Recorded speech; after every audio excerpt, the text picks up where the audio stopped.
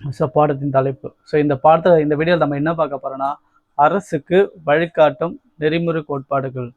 So இதை பற்றி தான் இந்த வீடியோவில் இப்போ விளக்கமாக பார்க்க போகிறோமே. ஸோ ரொம்ப முக்கியமானது.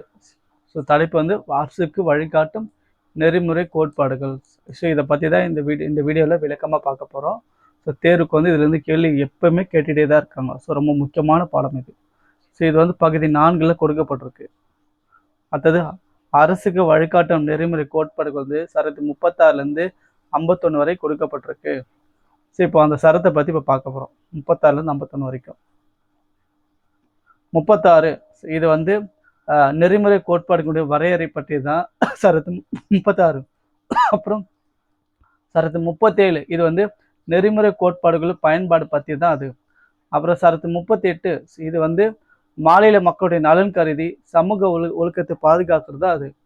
அப்புறம் சரத்து வந்து 39 இது ஆண் பெண் சம ஊதியம் போன்ற சில கோட்பாடுகளை வந்து அரசு வந்து பின்பற்ற வேண்டும். அதான் 39ல் இருக்கு.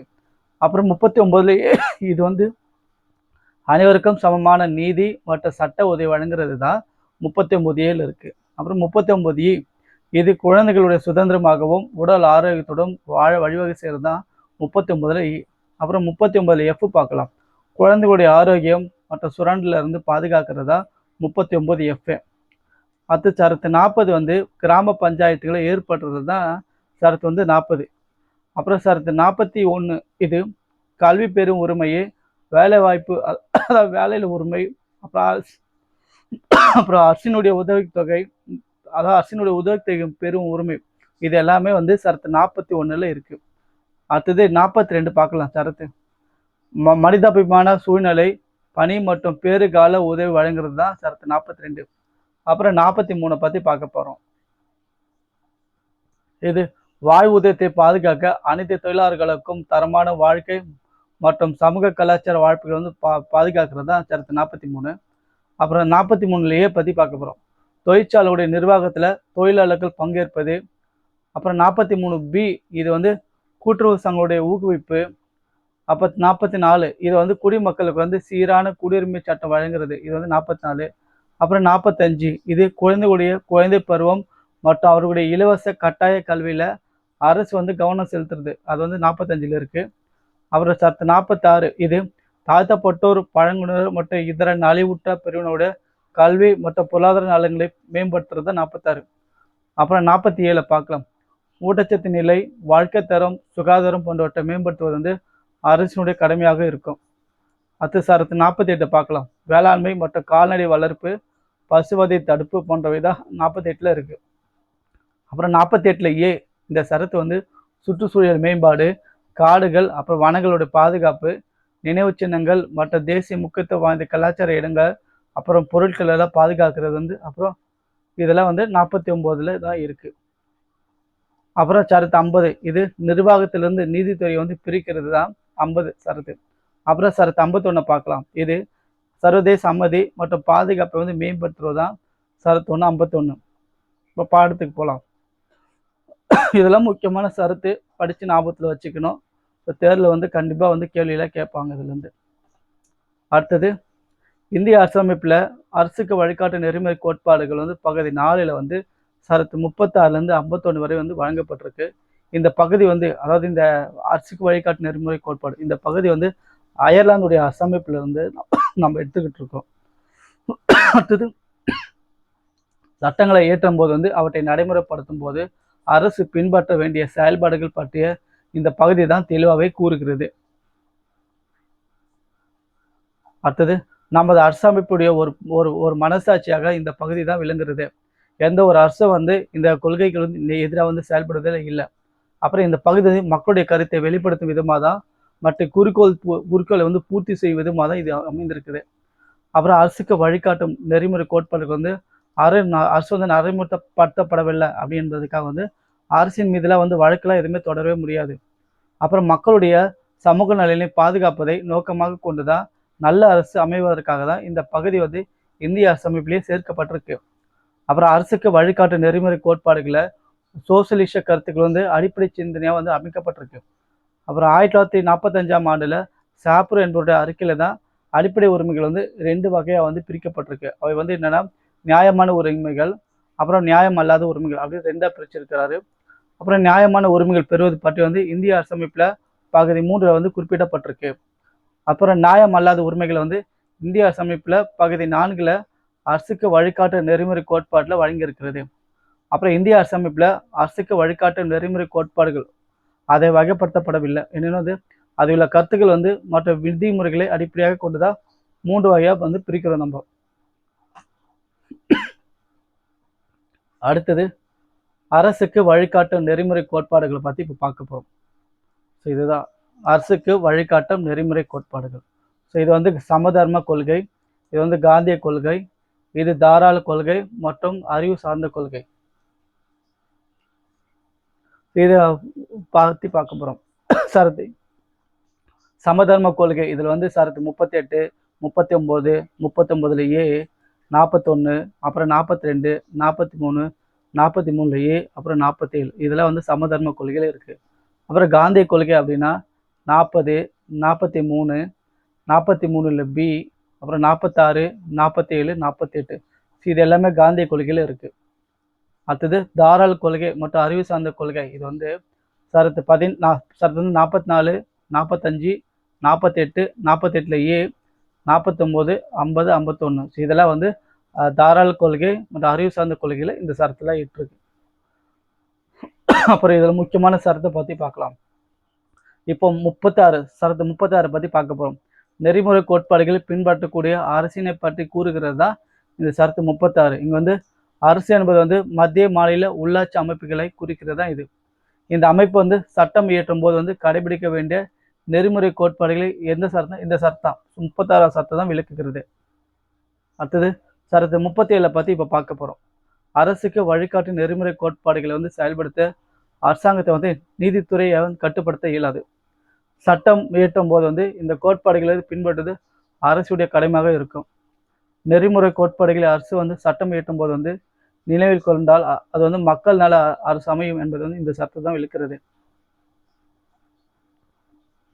அடுத்தது சரத்து 38 பத்தி பார்க்க போறோம். சரத்து 38 பொதுநல அரசுல மக்களுக்கு சமூக அரசியல் சமூக பொருளாதாரம் வழங்கப்படுவது வந்து உறுதி செய்தலும் மற்றும் மக்களுக்கு வந்து இடையான வருமானம் தகுதி வசதி வாய்ப்புகள் வந்து உள்ள வேறுபாடுகள் நீக்கிறது தான் இது.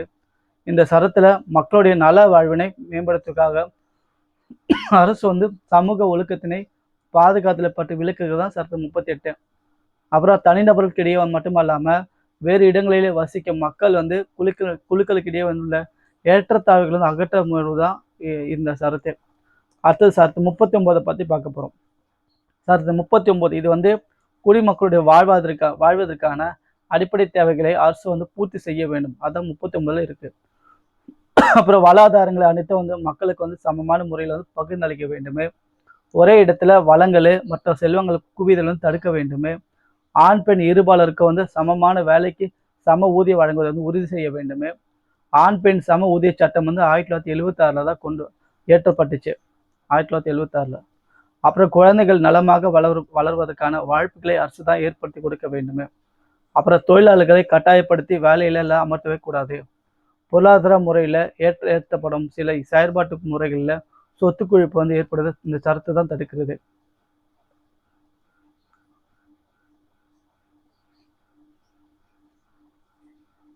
சரத்து 39ல ஏ பத்தி பார்க்க போறோம். பொருளாதார அல்லது மற்ற இல்லாமையின் காரணமா வந்து எந்த ஒரு குடிமகனுக்கும் வந்து நீதி மறுக்கப்பட்டால் வந்து நீதிமன்றத்துல வாதாடுவதற்கும் முறையிடுவதற்கு வந்து இலவச சட்ட உதவிகள் வந்து வழங்கப்படுவதற்கு வந்து அரசு வந்து நடவடிக்கைகள் எடுக்க வேண்டும். அப்புறம் 1976ஆம் ஆண்டுல 42வது சட்டத்தின்படி வந்து இந்த சரத்து வந்து இந்திய அரசு சேர்க்கப்பட்டுச்சு. அப்புறம் 1987ஆம் ஆண்டுல இயற்றப்பட்ட லீகல் சர்வீஸ் அத்தாரிட்டி ஆக்ட் இந்த சரத்துக்கு வந்து மேலும் சில சிறப்புலாம் தருகிறது. அப்புறம் சரத்து 39ல ஈயை பத்தி பார்க்க போறோம். குழந்தைகள் சுதந்திரமாகவும் உடல் ஆரோக்கியத்துடன் வாழ வழி செய்கிறதா சரத்து 39ல இ. அப்புறம் சரத்து 39ல எஃப் பத்தி பார்க்க போறோம். குழந்தைகளுடைய ஆரோக்கியமான வளர்ச்சிக்கு வந்து வழிவகை செய்கிறதா இது சரத்து 39 எஃப். குழந்தைகள் மற்றும் இளையோர் மீது அரசு வந்து கவனத்துடன் செயல்பாட்டு அவர்கள் சுரண்டையிலிருந்து பாதுகாப்பு அவசியம் என ஒன்று என இந்த சரத்து தான் விளக்குகிறது. அப்புறம் 1975ஆம் ஆண்டுல ஒருங்கிணைந்த குழந்தைகள் வளர்ச்சி திட்டம் வந்து இயற்றப்பட்டது வந்து. அப்புறம் சரத்து 40 பத்தி பார்க்க போறோம். உள்ளாட்சி அமைப்புகள் ஏற்படுத்தப்படுவதற்கு வந்து அரசு வந்து வழிவகை செய்ய வேண்டும். இந்திய அரசியலமைப்பு வந்து உருவாக்கப்பட்டது வந்து பஞ்சாயத்து ராஜ் என்ற சொல் வந்து குறிப்பிடப்படவே இல்லை. அப்புறம் அரசு வழிகாட்டு நெறிமுறை கோட்பாடுகள் வந்து பகுதியில் பஞ்சாயத்துகள் வந்து உருவாதுக்கென வந்து பொறுப்பினை வந்து மாநில சட்டமன்றங்களுக்கு வந்து அளிக்கும் வகையில தான் இருக்க வேண்டும் என்று காந்தியடிகள் வந்து வலியுறுத்தும் காரணமாக தான் இந்த சரத்து, அதாவது சரத்து 40 வந்து இந்த பகுதியிலேயே சேர்க்கப்பட்டுச்சு. அடுத்தது கிராம சுயராஜ்யம் என்ற வந்து எனது கருத்து வந்து அருகாமையில் வாழ்வோருடைய முக்கிய விருப்பங்களுக்கு வந்து சுதந்திரம் மற்ற இதர சார்பு தேவைப்படுவதால சார்பு தன்மையும் கொண்ட முழுமையான குடியரசு கொண்டதாகும். இது சொன்னவர் வந்து மகாத்மா காந்தி தான் சொல்லியிருக்காரு. அடுத்தது மக்களிடம் வந்து எந்த அளவுக்கு அதிகாரம் இருக்கிறதோ அந்த அளவுக்கு வந்து இது மக்களுக்கு வந்து சிறந்த பயன் அளிக்கும். இதை சொன்னவரும் மகாத்மா காந்தி தான். அப்புறம் சிறப்பான உள்ளாட்சி அரசாங்கத்தின் மூலம் வந்து மட்டும்தான் மக்கள் அதிகாரம் செலுத்த முடியுமே என்பதை நாட்டு மக்கள் உணர்ந்துடும் வகையில தான் காந்தி வந்து தன்னுடைய சமூக அரசியல் முன்னெடுப்பு வந்து மேற்கொண்டாரு. அடுத்தது சரத்து 41 பத்தி இப்ப பார்க்க போறோம். இந்த சரத்தை வந்து பின்வரட்டு வந்து உள்ளடக்கியது எதுனா, பொதுமக்கள் வந்து வேலை செய்வதற்கான உரிமையை, கல்வி பெறுவதற்கான உரிமையை, மேலும் வந்து கல்விக்காருக்கு அரசுடைய உதவிகள் வந்து பெறுவது.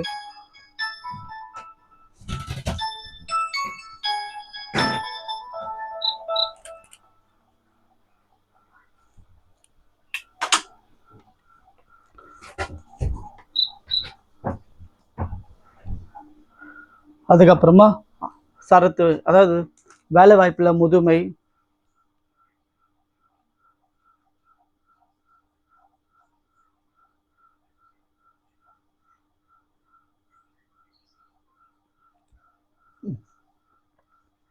அது வந்து வேலை வாய்ப்பின முதுமை, நோய், ஊனம் மற்றும் பிற இயலாமையின் காரணமாக வந்து அரசிடம் வந்து உதவித்தொகை வந்து பெறுறது.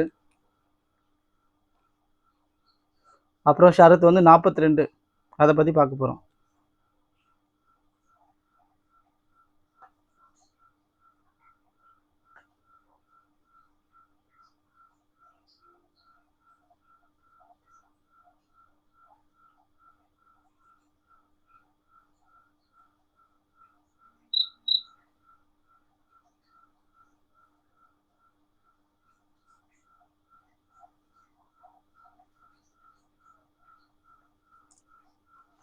அடுத்தது சரத்து வந்து 42, அதை பத்தி இப்ப விளக்கமா பார்க்க போறோம்.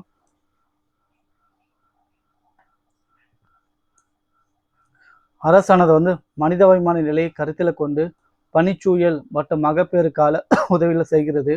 அப்புறம் 1961ஆம் ஆண்டுடைய மகப்பேறு நலச்சட்டம் வந்து இயற்றப்பட்டுச்சு.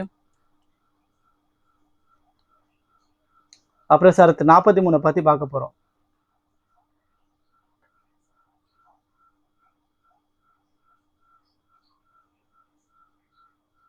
சரத்து வந்து 43, இது வந்து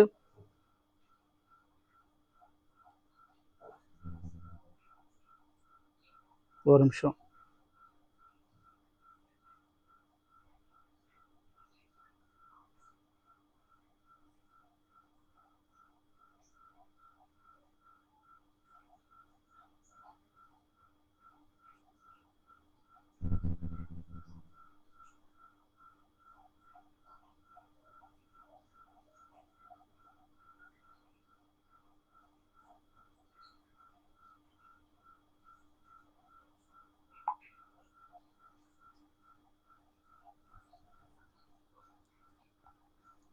அப்புறம் சரத்து 43 பார்க்கலாம். தொழிலாளருக்கு வந்து நியாயமான வாழ்வாதார கூலி மற்றும் முறையான தரமான வாழ்க்கைக்கு வந்து தேவையான வசதிகளை செய்து தர்றது செய்து வந்துடும். அதுக்கப்புறமா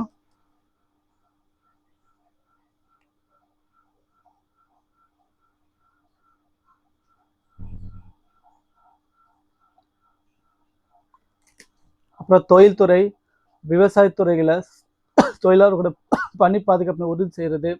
தொழிலாளருக்கு வந்து முழு மகிழ்ச்சியான ஓய்வு மற்றும் சமூக கலாச்சார வாய்ப்புகளை ஏற்படுத்தி பாதுகாக்கிறது. அப்புறம் குடிசை தொழில்களை வந்து ஊக்கப்படுத்த வந்து அரசு வந்து நடவடிக்கை எடுக்க வேண்டும் இதெல்லாம். அப்புறம் சரத்து 43 ஏ பற்றி பார்க்க போகிறோம்.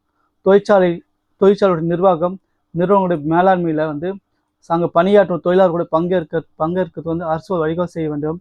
அப்புறம் 1976ஆம் ஆண்டில் 42ஆம் சட்டத்தின்படி வந்து இந்த சரத்து வந்து அரசமைப்பில் வந்து சேர்க்கப்பட்டுச்சு. சரத்து வந்து 43ல பி பார்க்க போகிறோம். கூட்டுறவு சங்கங்கள் அல்லது அமைப்புகள் தானாக முன் வந்து தொழில் சார்ந்த மேலாண்மை வந்து ஏற்படுத்த மற்றும் சுயேட்சையாக செயல்படுத்த சில உரிமைகள் வந்து அரசு வந்து வழங்க வேண்டும். கூட்டுறவு சங்கங்கள் வந்து தொழில்துறை மேன்மையுடன் செயல்படுமாறு வந்து மாநில அரசு வந்து முயற்சியெல்லாம் எடுக்க வேண்டும். அப்புறம் 2011ஆம் ஆண்டு 97வது சட்டத்தின்படி இந்த சட்டம் வந்து அரசாங்கம் சேர்க்கப்பட்டுச்சு. எதுனா 43B தான் சேர்த்துருக்காங்க. அடுத்தது சரத்து 44 பார்ப்போம். நாடு முழுவதும் உள்ள குடிமக்களுக்கு வந்து ஒரே மாதிரியான சீரான குடியுரிமை சட்டம் வந்து இயற்றப்பட வேண்டுமே. அப்புறம் நாடு முழுவதுமான பொது சிவில் சட்டம் தேவையான இந்த சட்டம் எதுனா சரத்து 44 தான். அடுத்தது சரத்து 45 பற்றி பார்க்க போகிறோம். ஸோ இந்த 45 சரத்து வந்து 6 வயது முதல் 14 வயது வரை உள்ள குழந்தைகளுடைய குழந்தை பருவ நலன் காக்கிறது மற்றும் குழந்தைகளுக்கு வந்து இலவச கட்டாய தொடக்க கல்வியை வந்து அரசு அளிப்பதை பற்றி இந்த சரத்து தான் கூறுகிறது. எதனா 45. அப்புறம் ஆரம்ப கால குழந்தை வந்து மருத்துவத்தில் வந்து அரசு வந்து அக்கறை காட்ட வேண்டும் என இந்த சரத்து தான் கூறுகிறது. அப்புறம் சரத்து 46 பார்க்கலாம். இது பட்டியலினத்தவர் மற்றும் பழங்குடியின மக்களை வந்து சமூக அநீதியிலிருந்து மற்றும் அனைத்து விதமான சுரண்டலிலிருந்து அரசு வந்து காப்பாற்ற வேண்டும். அப்புறம் பட்டியலினத்தவர் பழங்குடியினருடைய கல்வி நலனை மற்றும் பொருளாதார நலனை மேம்படுத்த வேண்டும். இதெல்லாம் 46ல் தான் இருக்குது. அடுத்தது சரத்து 47 பற்றி பார்க்க போகிறோம். மருத்துவ பயன்பாட்டு அப்புறம் போதைப் பொருள், அதாவது மருத்துவ பயன்பாட்டு போதை மருந்துகளை தவிர சுகாதாரத்தை பாதுகாக்கும் அதுவும் சுகாதாரத்தை பாதிக்கும் பிற போதைப்பானங்கள் மற்றும் வந்து மருந்துகளுடைய பயன்பாடு வந்து தடை செய்ய வேண்டும். அப்புறம் ஊட்டச்சத்து, வாழ்க்கை தரம், உடல்நலம் போன்றவற்றில் மேம்பாட்டை வந்து உருவாக்குவது வந்து அரசோட கடமையாக இருக்கும். உடல்நலுக்கு வந்து தீங்கு தரும் மது மற்றும் புகைப்படத்துக்கு வந்து தடை விதித்து மக்களை வந்து காக்க வேண்டும். இதெல்லாம் அப்புறம் சரத்து 48 பற்றி பார்க்க போகிறோம். பசுக்கள், கன்றுகள், கறவை மாடுகளை பாதுகாக்கவும் அவற்றின் இடங்களை மேம்படுத்த வந்து அரசு வந்து வழிவகை செய்ய வேண்டும். கால்நடைகள் அதாவது கால்நடைகளுடைய படுகொலை, அதை பசுவதைன்னு சொல்லுவாங்க, அது செய்யப்பட வந்து அரசு வந்து தடுக்க முயல வேண்டும். அப்புறம் கால்நடை வளர்ப்பு பற்றிய விழிப்புணர்வு வந்து ஏற்படுத்த வேண்டியது அரசுடைய கடமையாக இருக்கும். அப்புறம் நவீன அறிவியல் அடிப்படையில் விவசாயம் அப்புறம் கால்நடை அமைக்க வந்து உருவாக்க அரசுகள்லாம் வந்து அரசாங்கம் வந்து முயற்சி செய்ய வேண்டும். அப்புறம் சரத்து 48ல் ஏ பற்றி பார்க்க போகிறோம். சுற்றுச்சூழல் பாதுகாப்பு மற்றும் மேம்பாட்டுக்கு வந்து வனம் மற்றும் வனவிலங்கு பாதுகாப்பு இருக்கும். ஸோ வனம் மற்றும் வனவிலங்கு பாதுகாப்பிற்கு வந்து அரசு வந்து நடவடிக்கைகளை எடுக்க வேண்டும். 1976ஆம் ஆண்டு 42வது சட்டத்திட்டத்தின்படி வந்து இந்த சட்டம் வந்து இந்திய அரசு அமைப்பில் சேர்க்கப்பட்டுச்சு. அப்புறம் 1986ஆம் ஆண்டில் சுற்றுச்சூழல் சட்டம் வந்து ஏற்றப்பட்டுச்சு. ஸோ இதெல்லாம் ரொம்ப முக்கியமானது. அப்புறம் சரத்து 49 பற்றி பார்க்க போகிறோம். இந்த சரத்து வந்து சேதாரம், அழிவு, அகற்றுதல், ஏற்றுமதி ஆகியவற்றில் இருந்து பாதுகாக்கிறதா இது. அப்புறம் வந்து தேசிய சின்னங்கள் வந்து அதாவது தேசிய நினைவு சின்னங்கள், அப்புறம் கலாச்சார இடங்கள் மற்றும் பண்டங்கள், கலை முக்கியத்துவம் வாய்ந்த பொருட்கள், தொழில் தொடர்பான பழங்கள், ஆதார் சான்று பொருட்கள், இதெல்லாம் வந்து பாதுகாக்கிறது தான் சரத்து 49ல் இருக்குது. அடுத்தது சரத்து 50 பற்றி பார்க்க போகிறோம். ஸோ சரத்து 50 இது வந்து நீதித்துறையிலிருந்து நிர்வாகத்துறையை பிரிப்பதுக்கு வந்து அரசு வந்து நடவடிக்கைகளை எடுக்க வேண்டும். அதுதான் வந்து சரத்து 50ல் கொடுக்கப்பட்டிருக்கு. அதுக்கப்புறம் சரத்து வந்து 51 பற்றி பார்க்க போகிறோம். அரசு வந்து பின்னொரு செயல்பாடுகளை ஊக்குவிக்க வேண்டும் என இந்த சரத்து தான் கூறுகிறது.